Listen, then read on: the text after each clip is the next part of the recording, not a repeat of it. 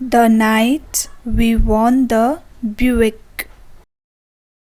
It was just before the Second World War.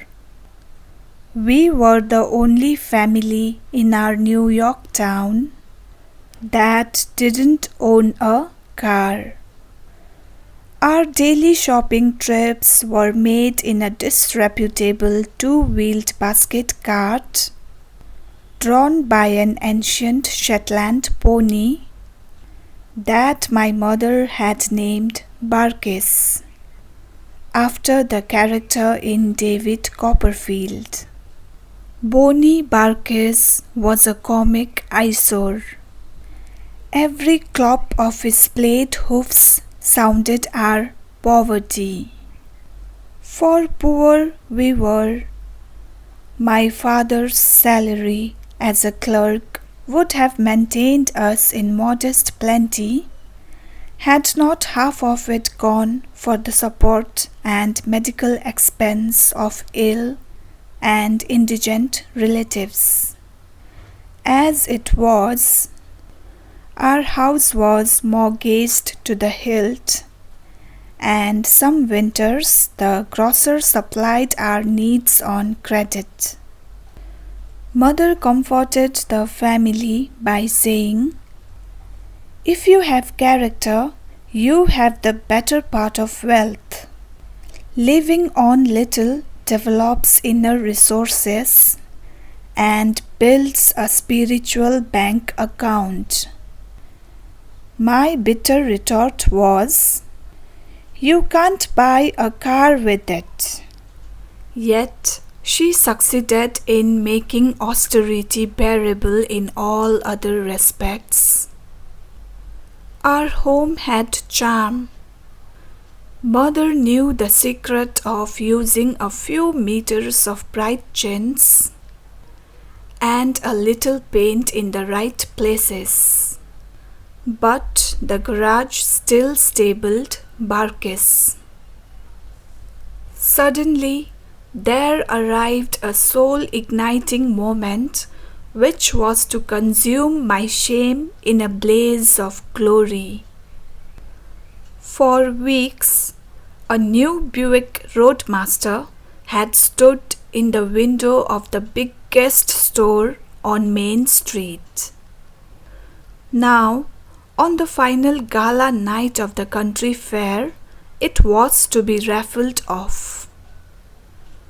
After watching the fireworks, I stayed in shadows at the edge of the throng for the climax. The Buick glittered under a dozen spotlights. The crowd held its breath as the mayor reached into the glass bowl for the lucky ticket. Never in my most extravagant yearnings had it occurred to me that Lady Luck would smile upon the only family in town without a car. But the loudspeaker boomed my father's name. By the time I had wormed my way up to the platform, the mayor had presented my father with keys, and he had driven off amidst cheers. I made it home in record time. Seeing myself at the wheel of the Buick driving my girl to the school dance. The house was dark, save for lights in the living room. The Buick stood in the driveway, glistening in the glow from the front window. From the garage, I heard a snuffle from Barkis. Panting from my run, I touched the car's smooth surface, opened the door, and got inside. The luxurious interior had that wonderful new car smell. I studied the gleaming dashboard, Turning my head to revel in the cushioned rest of the back seat, I saw my father's sturdy figure through the rear window. He was pacing along the pavement. I slammed the door and rushed over to him. "Leave me alone," he snarled. If he had clubbed me over the head, I could not have been more hurt. Shocked, I went into the house. Mother met me in the living room. "Don't be upset," she said. "Your father is struggling with an ethical problem. We will have to wait until he finds the right answer." "What's unethical about winning a Buick?" "The car may not be ours after all. There's a question." I shouted hysterically. "How can there be a question?" It was announced over the loudspeaker.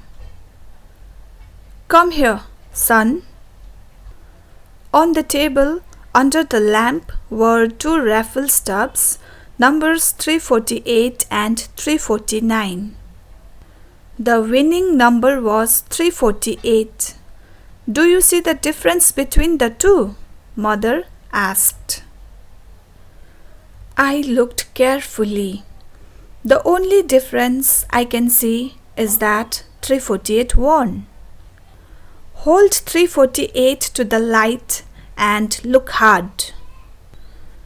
It required a lot of looking to see the faint letter dimly marked in pencil on one corner. "Do you see the K?" "Just barely." "It stands for Kendrick." "Jim Kendrick, Dad's boss." "Yes," she explained. My father had asked Jim if he wanted to buy a ticket.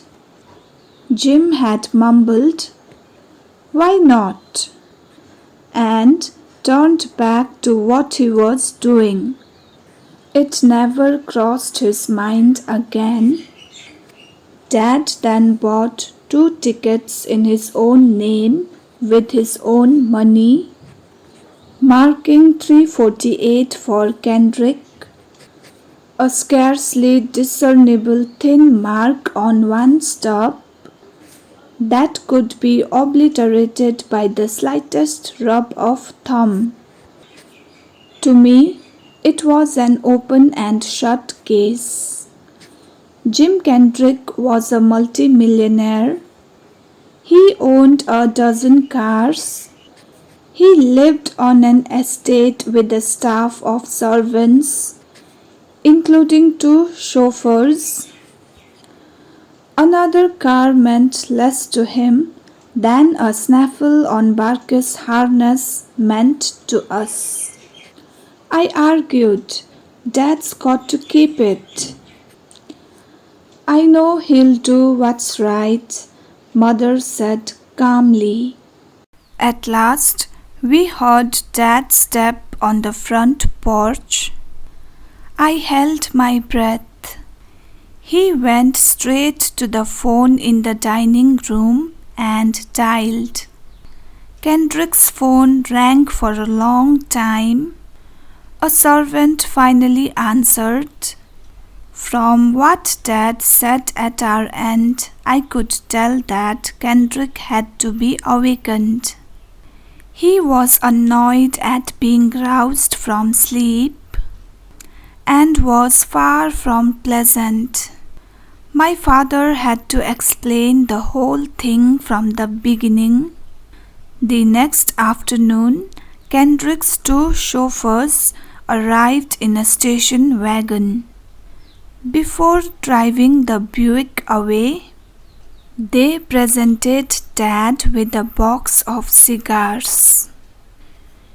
We didn't get a car until after I was grown up, but as time went on, my mother's aphorism, If you have character, you have the better part of wealth, took on a new meaning.